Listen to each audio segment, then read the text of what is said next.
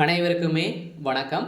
சற்று முன் கிடைத்திருக்கக்கூடிய ஒரு மிக மிக முக்கியமான செய்தி ஒன்று வெளியாகியுள்ளது.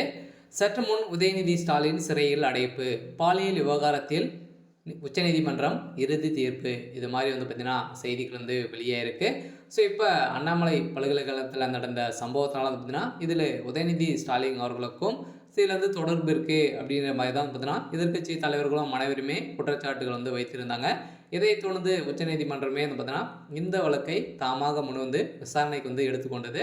இந்த விசாரணை அடிப்படையில் தான் பார்த்தீங்கன்னா இந்த பாலியல் விவகாரத்தில் நேற்று நடந்த இந்த விவகாரத்தில் பார்த்தீங்கன்னா இறுதி தீர்ப்பாக தான் வழங்கியிருக்காங்க. ஸோ அதனால் இதில் சிக்கிய திமுக சார்ந்த அமைச்சர்களும் உதயநிதி ஸ்டாலின் அவர்களும் பார்த்தீங்கன்னா சிறைக்கு செல்வார்கள் அப்படின்ற மாதிரி ஏற்கனவே பரபரப்பாக பார்த்தீங்கன்னா செய்தி ஒன்று வெளியேறுந்து இது இந்த நிலை இன்று பார்த்தீங்கன்னா உருவாயிருக்கு. ஸோ அதனால் உதயநிதி ஸ்டாலின் அவர்களும் இதில் சம்மந்தப்பட்ட 6 அமைச்சர்கள் மேலே பார்த்தீங்கன்னா இதில் சிக்கியிருக்காங்க. ஸோ யாரெல்லாம் சிக்கியிருக்காங்க அப்படின்றத தொடர்ந்து வீடியோவில் பார்க்கலாம்.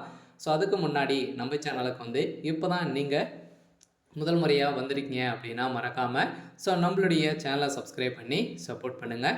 ஸோ வாங்க வீடியோக்குள்ளே போகலாம். ஸோ பார்த்தீங்கன்னா உதயநிதி ஸ்டாலின் அவர்கள் இந்த பாலியல் விவகாரத்தில் சிக்கியிருக்காரு அப்படின்ற அந்த சார் உதயநிதி தான் அப்படின்ற மாதிரி சில ஊடகங்களெல்லாம் பார்த்தீங்கன்னா சொல்லியிருந்தாங்க. ஸோ இதில் ஏன் சொல்லியிருந்தாங்க அப்படின்னு பார்த்தீங்கன்னா உதயநிதி ஸ்டாலினுடைய வீடியோக்கள் ஆதாரங்கள் பார்த்தீங்கன்னா குற்றவாளியாக கைது செய்யப்பட்டிருக்கக்கூடிய நேனஸ் அவர்கள் வீட்டில் சிக்கிய ஆதாரத்தின் அடிப்படையில் தான் வைத்து உதயநிதி ஸ்டாலின் அவர்களுக்கும் இதில் தொடர்பு இருக்குது சொல்லணும்னு தான் செய்தி வெளியேறிச்சு.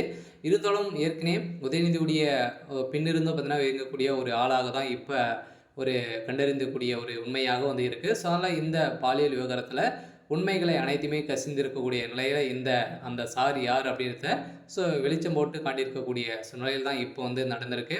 ஸோ இதன் அடிப்படையில் தான் உச்சநீதிமன்றம் நேற்று வழங்கிய தீர்ப்பால் உதயநிதி ஸ்டாலின் அவர்களும் இதில் சிக்கியிருக்காரு. ஸோ திமுக சேர்ந்த அமைச்சர் ரகுபதி, அடுத்தது பார்த்தீங்கன்னா சுப்பிரமணியன் அவர்கள் தான் பார்த்தீங்கன்னா திமுக சேர்ந்த அமைச்சர் அந்த சார் அப்படின்ற மாதிரி அனைவராலும் பேசப்பட்டு வந்திருக்கக்கூடிய நிலையில் தான் அவர் தான் இதற்கு மூல காரணமாக இருந்திருக்காரு. ஸோ ஒரு பிஸ்னஸே செஞ்சுருக்கிறதாகவும் வெளியாகிருக்கு.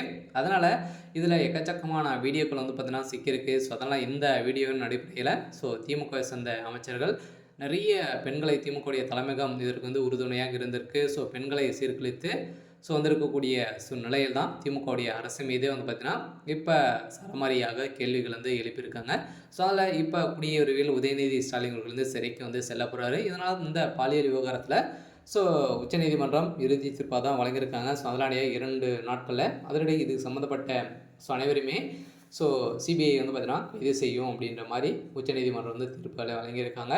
சரி, ஓகே. ஸோ இன்றைக்கான அப்டேட் பார்த்தீங்கன்னா இதுதான். மறக்காமல் நம்மளுடைய சேனலை சப்ஸ்கிரைப் பண்ணி சப்போர்ட் பண்ணுங்கள். தேங்க்யூ.